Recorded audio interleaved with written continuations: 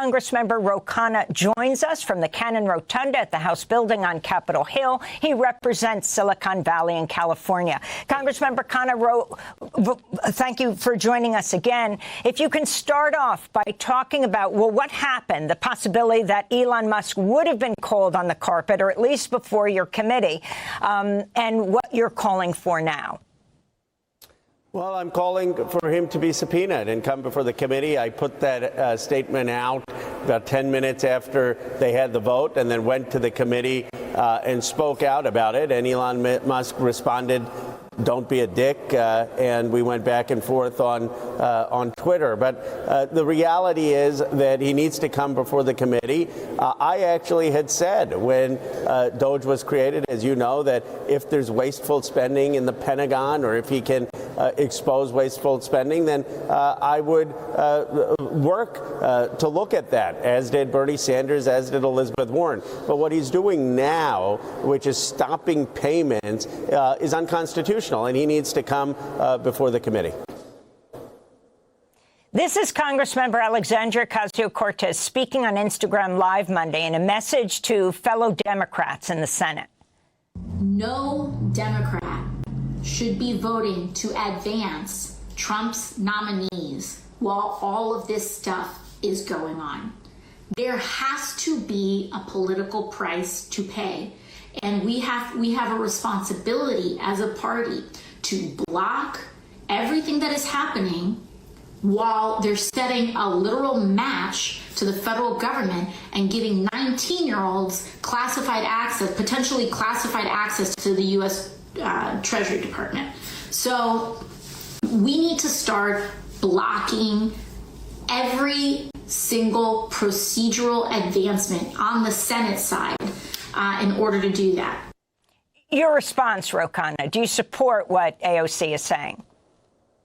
I do think we should be putting holds on the nominees like Brian Schatz has at the Secretary of State appointees, and that is because of USAID. And I do think we shouldn't be voting to confirm these nominees. But beyond that, the House actually has a lot of power. I mean, the House gets to vote on the debt ceiling. The House gets to vote on government funding. And we should make it very, very clear that until there is an ironclad agreement that everything that the House appropriates and authorizes will be dispersed, we will not vote to increase the debt ceiling. We will not cooperate with Donald Trump on any of the agenda. And I think that will get Trump to fold.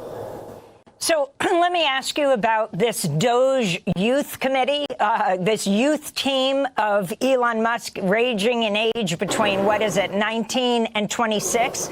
You have senators not being allowed stopped by police by going into the Treasury Department, etc.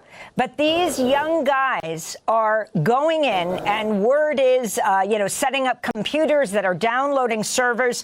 The Wall Street Journal reports that the 25-year-old Doge staff member Marco Elez, who gained access to the Treasury Department's central payment system, resigned Thursday after he was linked to a deleted social media account that advocated racism and eugenics. Among other posts, he said something like, "I was racist before it was cool. You could not pay me to marry outside my ethnicity," and normalize Indian hate. In reference to a post noting Silicon Valley's large Indian community. In June, the account also advocated for the annihilation of Gaza, writing, "I would not mind at all if Gaza and Israel were both wiped off the face of the earth." He worked for Musk at SpaceX and later X. You're an Indian-American Congress member from Silicon Valley. So he was forced to resign. But this is this small team that is allowed to move in and have access to what could be, thousands, tens of thousands, hundreds of thousands, perhaps millions of workers and just in general Americans' most private economic and health information? Well, his comments obviously are outrageous.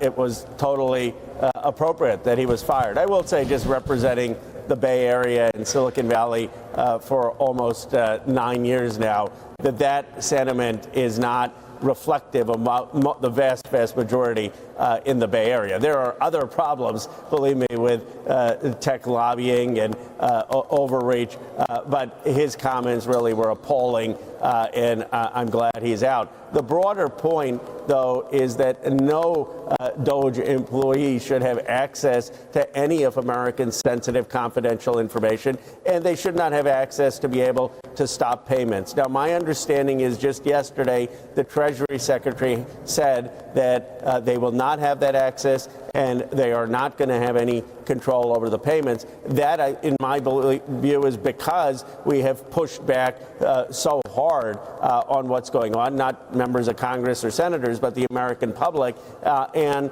the administration is taking note. So we need to continue to push back against this completely unconstitutional effort. Would you say it's fair to say you know Elon Musk well? Can you talk about your exchanges with him?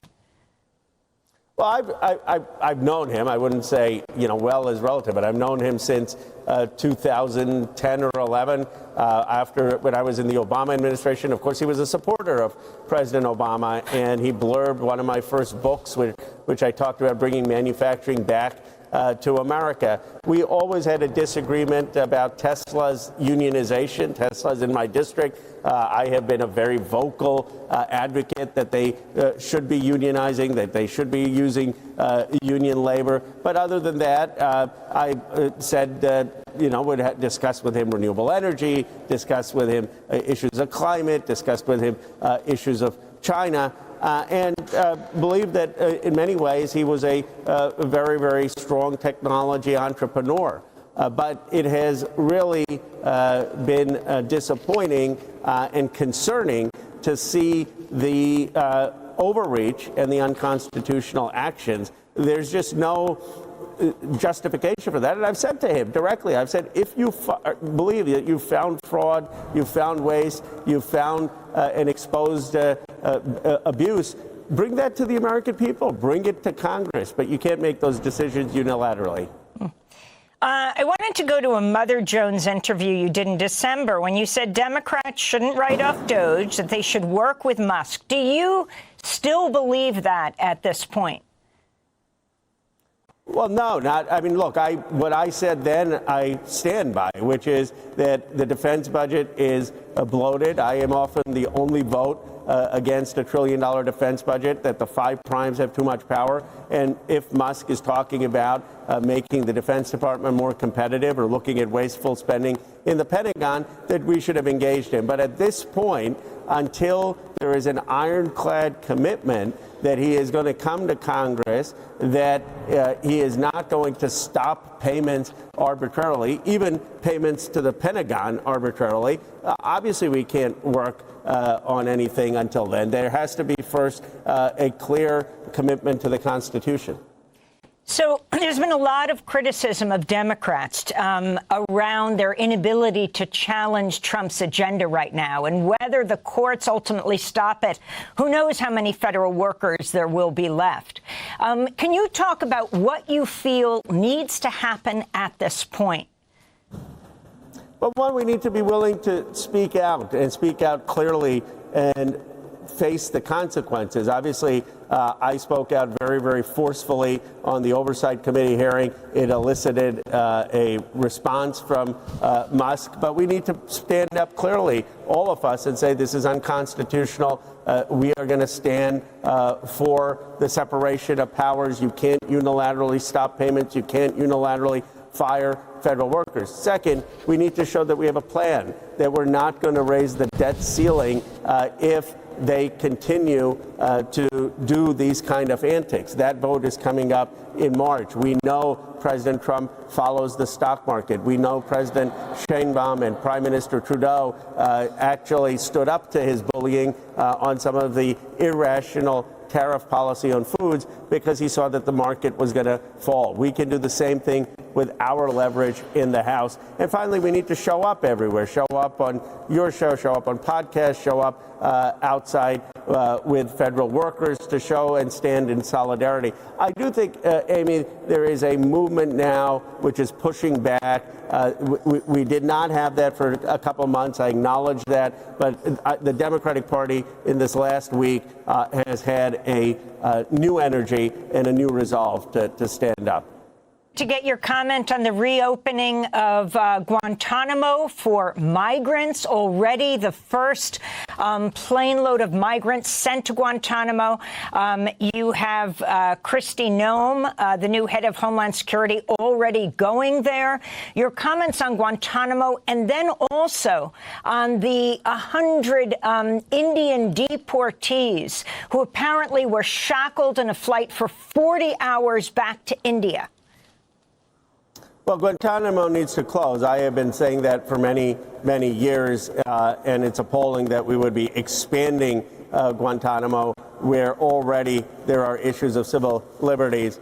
And obviously anyone needs to be treated with dignity. But there's a bigger issue here, Amy.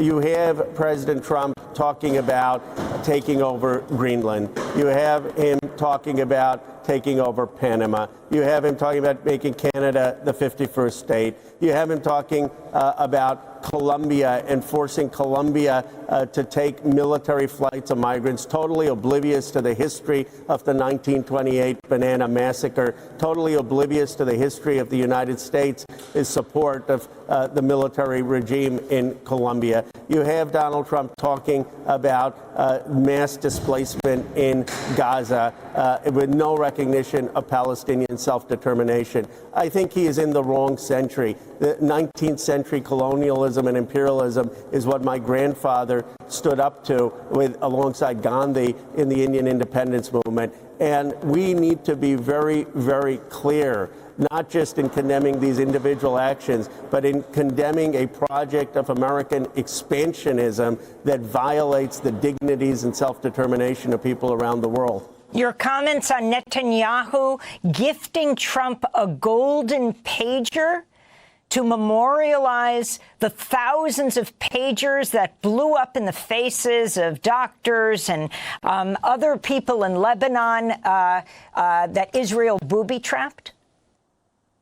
Well, it was appalling, and it's the cruelty that I find so disheartening. You know, I feel an anger, but I feel a sadness as an American, because our best traditions as Americans, though not perfect, is at least standing up or aspiring for human rights, aspiring to stand up for the dignity and worth of every human being. And even where we haven't lived up to those ideals, we at least strive for those ideals. And this is a total rejection and almost celebration of killing. And it is a strain in America, but it is not, in my view, the essential strain. And somehow we have to overcome this by standing on principle. But I was truly appalled by that, and I was appalled by denying Palestinians any sense of self-determination. Even if it was done as a joke, even if it's done as an outlandish proposal, it is so offensive to say to all Palestinians, go move, and we're not going to listen to what you want to do about Gaza. Congressmember Khanna, I want to